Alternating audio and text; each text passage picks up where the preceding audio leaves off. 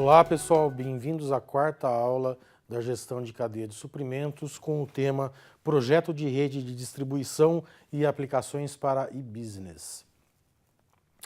Objetivos de aprendizagem é identificar fatores-chave a serem considerados no projeto de uma rede de distribuição, discutir pontos fortes e fracos de diversas opções, compreender como o e-business influenciou o projeto de redes de distribuição em diferentes indústrias.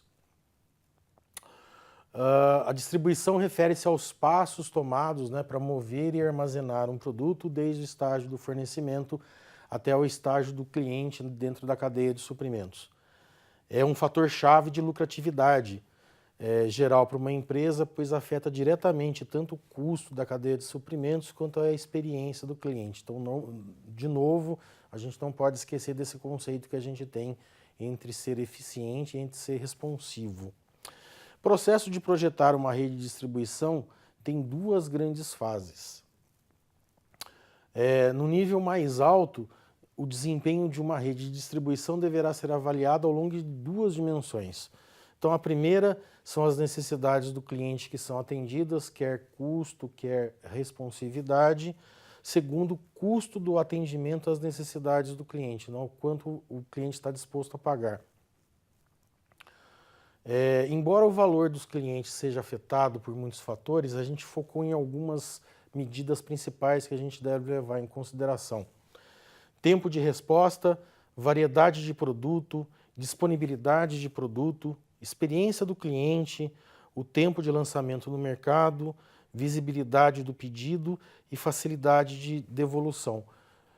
Pessoal, obviamente isso aqui depende do tipo de produto que a gente está levando em consideração e do tipo de cliente que a gente quer atingir. Existem algumas relações que é interessante a gente entender. A primeira delas, relação entre tempo de resposta desejado e número de instalações. Então, se vocês observarem, o tempo que a gente tem do número de necessidades de instalações, ele vai diminuindo com o tempo de resposta desejado. Então, o que isso significa? Significa que quanto mais tempo de resposta eu quero, menos número de instalações eu preciso. Segundo, é a relação entre números de instalações e custo de estoque. Então, se eu aumentar o meu custo de estoque, o número necessário de instalações também aumenta, mais ou menos em formato exponencial.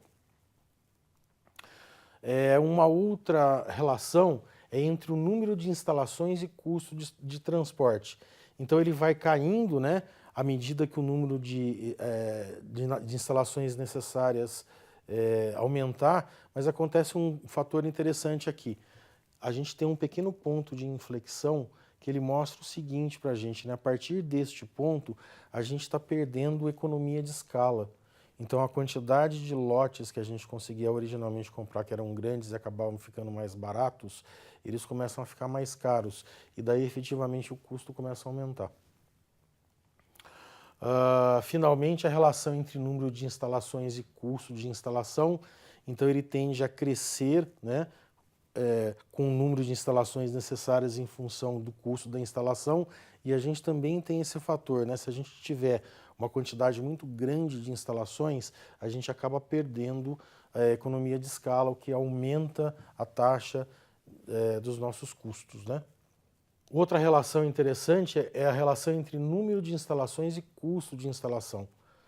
Então, a gente vê aqui em tracejado que o nosso tempo de resposta, quanto mais número de instalações a gente tem instalações mais próximas do nosso cliente, a gente acaba respondendo de forma mais rápida, mas em compensação, o que a gente observa? O mesmo efeito.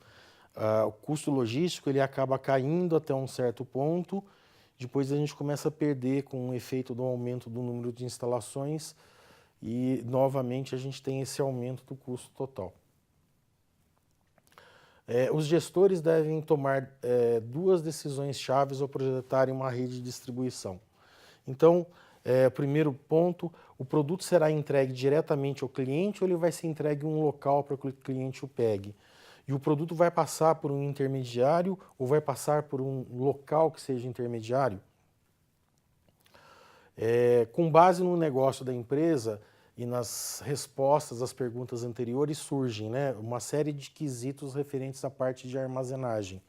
Então, a armazenagem no fabricante com remessa direta, no fabricante com remessa direta e consolidação em trânsito, no distribuidor com entrega por transportadora e encomenda expressa, armazenagem no distribuidor com entrega direta, armazenagem no fabricante ou no distribuidor com retirada pelo cliente, no varejista com retirada pelo cliente. Então, todos esses possíveis arranjos de armazenagem, eles devem ser levados em consideração novamente, pensando lá no tipo de empresa que a gente quer atender, no tipo de cliente que a gente tem, no tipo de produto que a gente está trabalhando.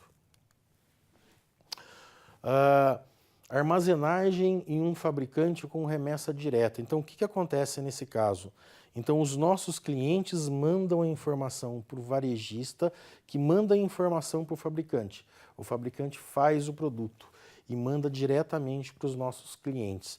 Então, a gente tem nesses próximos slides o fluxo do produto em linha contínua e o fluxo de informação em linha tracejada. Próximo item é rede de consolidação em trânsito. O que acontece aqui? Então, os nossos clientes, eles mandam a informação para o nosso varejista vai mandar essa informação para as nossas fábricas, que vão fabricar os nossos produtos, enviar esses produtos para consolidação em trânsito por uma transportadora que vai enviar esses produtos para os nossos clientes. Armazenagem no distribuidor com entrega por transportadora de encomendas expressas. Então, como é que funciona aqui? Aqui, os nossos clientes mandam a informação para armazenagem em depósito de distribuição pelo varejista. O varejista recebe essas informações e esses produtos das fábricas e ele vai enviar diretamente para o nosso cliente. Outro possível arranjo que a gente tem, armazenagem no distribuidor com entrega direta. Então, como funciona neste caso? Então, o nosso cliente, ele entra em contato com o varejista recebe essas informações diretamente das fábricas, né, junto com os produtos, e depois o nosso cliente ele vai direto no depósito do distribuidor ou no varejista e vai pegar o produto. Finalmente, a gente tem armazenagem no depósito do fabricante ou distribuidor com retirada pelo próprio cliente. Então, aqui o que acontece? O cliente envia a informação para o varejista. O varejista manda essa informação para as fábricas que fazem a fabricação do produto. Esse produto ele vai para um centro de distribuição de envio rápido, é um CD. Este CD ele envia as informações para um determinado local de retirada e o cliente vai diretamente para esse local de retirada e retira o seu produto. E-business é a rede de distribuição. Então, o e-business, pessoal, conforme eu comentei lá na primeira aula, é um conjunto de práticas que a gente tem de comércio eletrônico.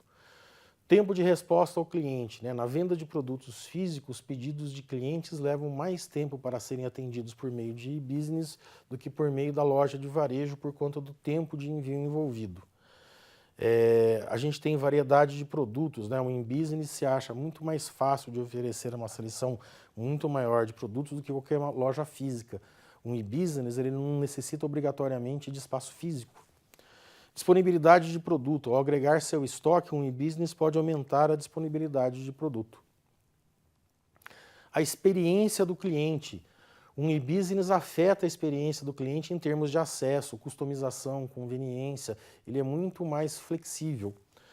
Tempo de lançamento ao mercado muito mais rápido. Então, uma empresa pode usar e-business para introduzir novos produtos muito mais rápido, porque você, caso contrário, você precisaria montar todo um arranjo físico. E o e-business é muito mais rápido em relação a isso. Visibilidade do pedido. Então, a internet possibilita o fornecimento dessa visibilidade muito mais rápido do que uma loja física também. Facilidade de devolução.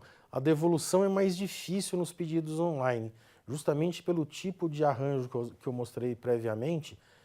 A gente tem esse problema que, dependendo do tipo de arranjo, você não sabe exatamente de onde veio. Se veio do fabricante, se veio de um centro de distribuição, se veio de um varejista.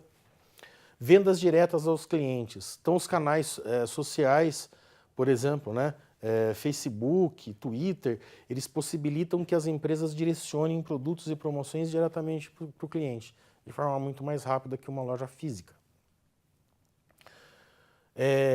Preços flexíveis, portfólio de produtos e promoções. Então, novamente aqui, a variedade de possibilidades da internet é muito maior e permite que uma empresa faça uma venda online para administrar receitas advindas do seu portfólio de produtos disponíveis de modo muito mais efetivo do que nos canais físicos, né, nos canais tradicionais. Transferência de fundos eficiente. Então, a internet e os celulares podem aumentar a conveniência e diminuir os custos de coleta de receita, sobretudo de pequenas quantidades, porque é tudo feito de forma eletrônica. Depende muito menos da quantidade de gente, de coisas físicas transitando de um lado para o outro. Em relação a estoques, né, o in-business pode reduzir os níveis de estoque ao agregar estoques longe do cliente se a maioria deles estiver disposto a esperar pela entrega. Então, isso aí é uma análise que precisa ser feita dependendo do tipo de cliente, né, do tipo de mercado que a gente está envolvido. Instalações. A gente tem dois tipos básicos de custos de instalações que devem ser incluídos na análise. Custos relacionados ao número e local de instalações na rede, então, de novo, dicotomia entre ser eficiente e ser responsivo, ou custos associados às operações ocorridas nessas instalações.